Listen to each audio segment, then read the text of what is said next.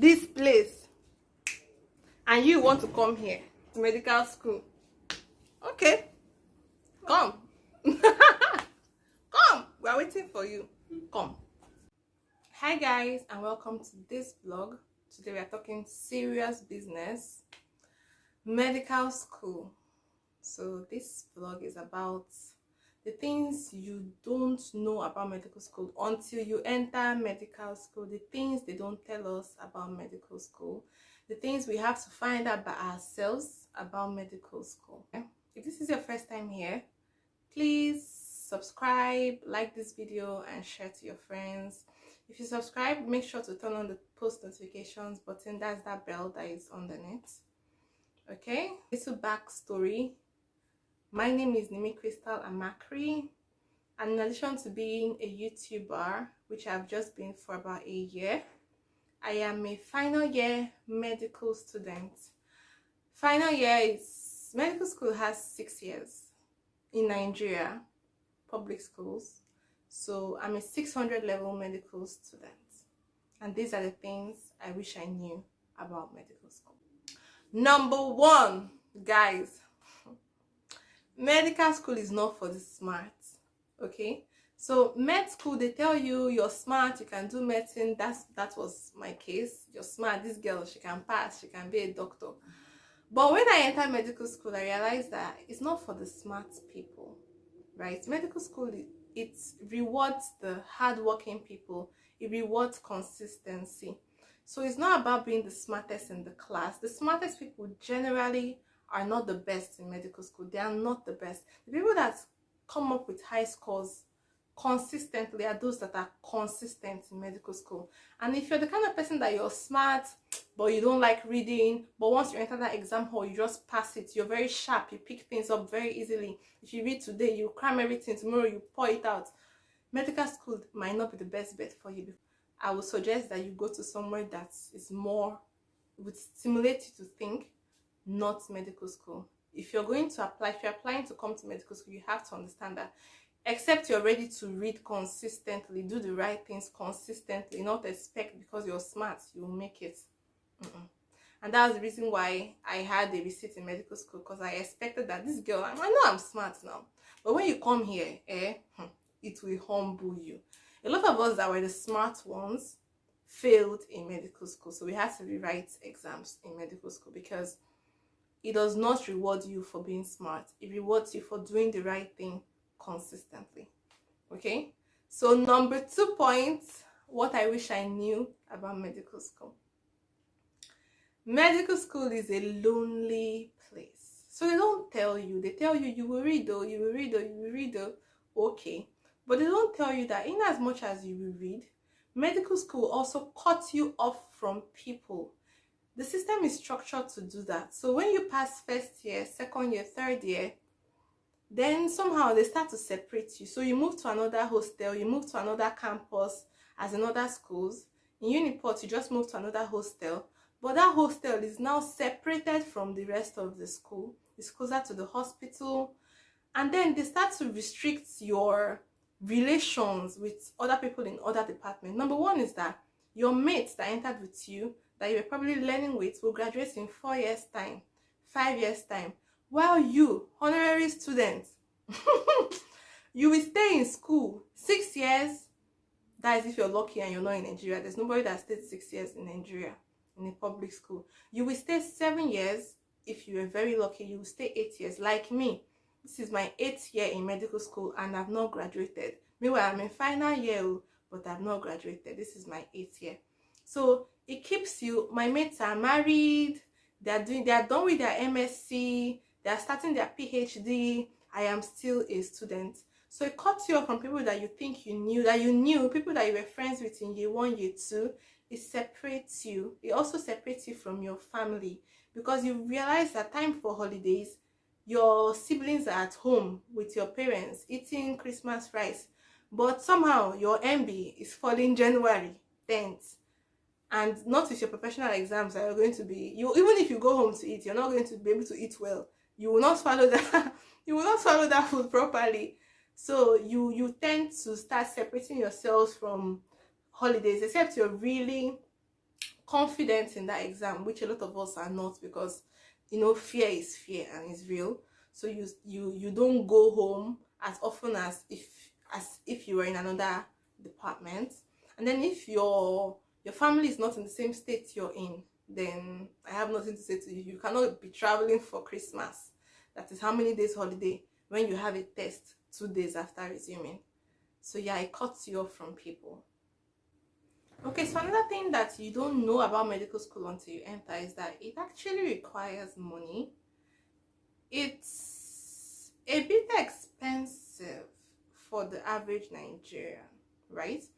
So I didn't experience this a lot because in a way I'm a bit sheltered, but I noticed this when it was time for exams, because you have to pay exam fees, and not everybody in my class was able to meet up. So I know that it's not something that every single parent can do. Some people had to have their results held until they paid some of their fees before the result could come out. The textbooks can be expensive because when you enter a new class, you're not getting one textbook. Do you get? So yeah, my parents bought them for me, but not everybody could buy them. So you see some people saying, okay, when I get rotated to your own side, I'll get your textbooks to use. Can you give me your own textbooks? We'll switch textbooks and all that kind of thing. And then you see there's a culture of, okay, please, when you're done with 500 level, can I use your textbooks for the next class? I'll give them back to you when I'm done. So we do a lot of that in medical school. So it's not very cheap, right? Going to medical school is not very cheap because compared to other departments, yeah, you actually need more money because you need to get a lot more things than they need to get. Okay, another thing that I wish I knew before I got into medical school, another thing that you would wish you knew is to take advantage of senior colleagues. Now, that's one very good thing about this place.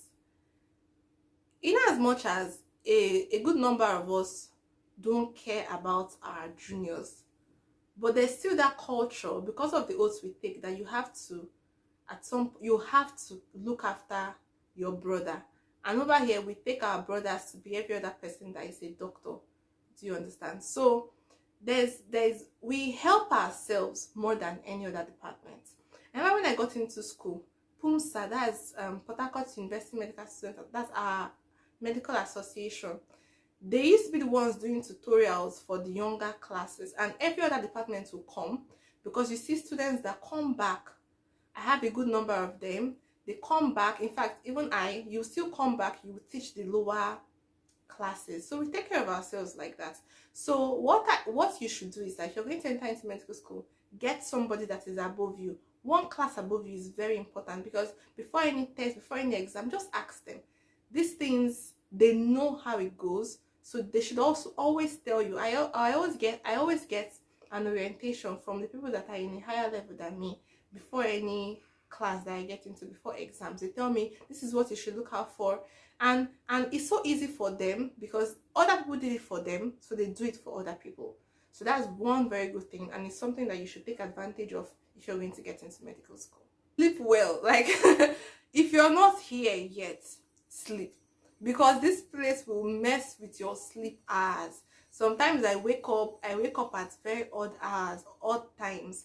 I wake up by 1 and then I'm like, oh, okay, I don't have any test, and I sleep. I mean, this strike period, I'm like, where is my, we are on strike, and I sleep.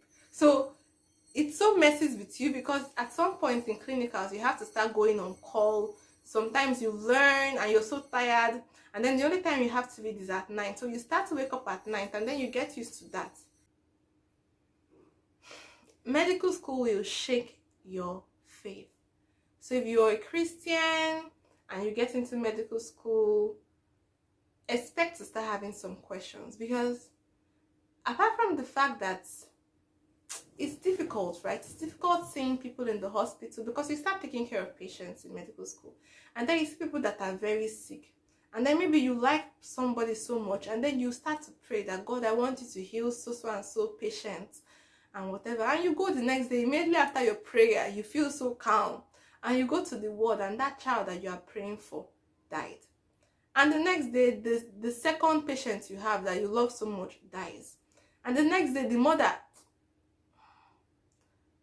So it makes you to ask a lot of questions. And then you go to class sometimes and some of your lecturers are like, that what are they praying for? They should move a beg, let us do the surgery. And because Nigerians, they are very religious people. There are some things that Nigerians do that you're like, why don't you come to the people? They're like, I'm praying, I went to the church.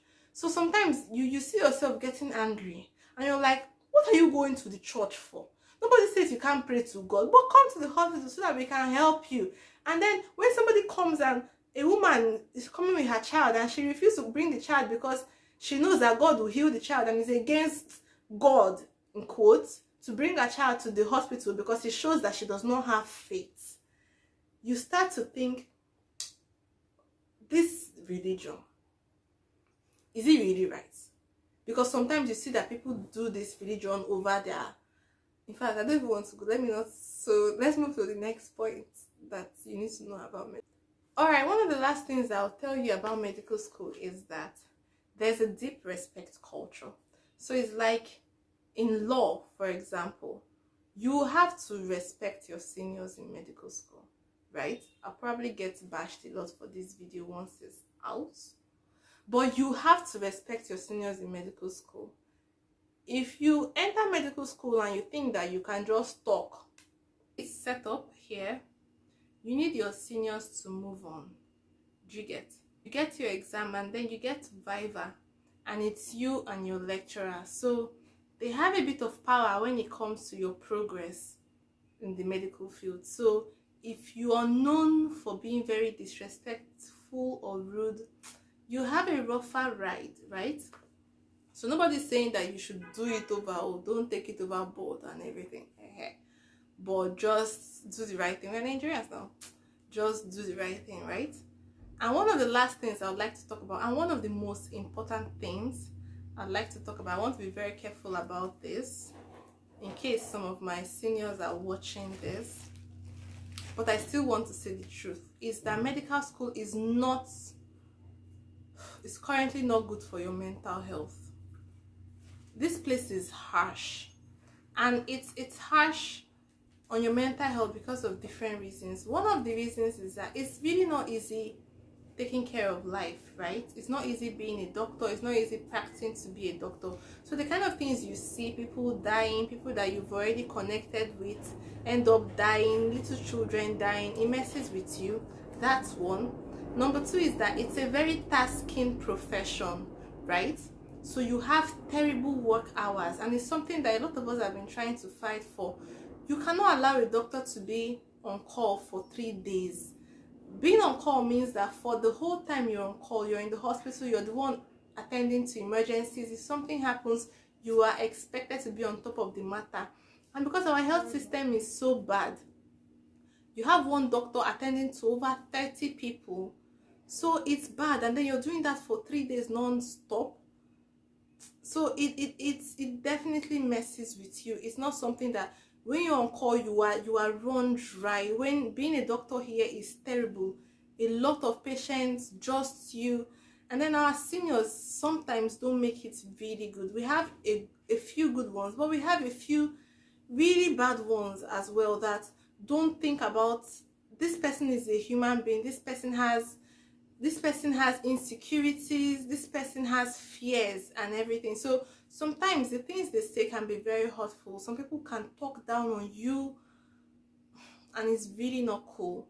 So these are the things that they don't tell you, but you get to suffer. So my advice, if you're coming, so I'll tell you to just get all these things in mind and come here, and bearing in mind everything I've said. Thank you so much for being here. If you're on your way to this place, if you have money, go to private school. If you have money, leave the country and everything. But so far so good. This is how it is. We are still here. You will take time. You probably take almost 10 years to graduate in Nigeria in a public school as a medical student. That's really bad, but it's the reality. So get ready for that. Thank you so much. Please subscribe to my channel, like this video, share with your friends, and we will see you next time.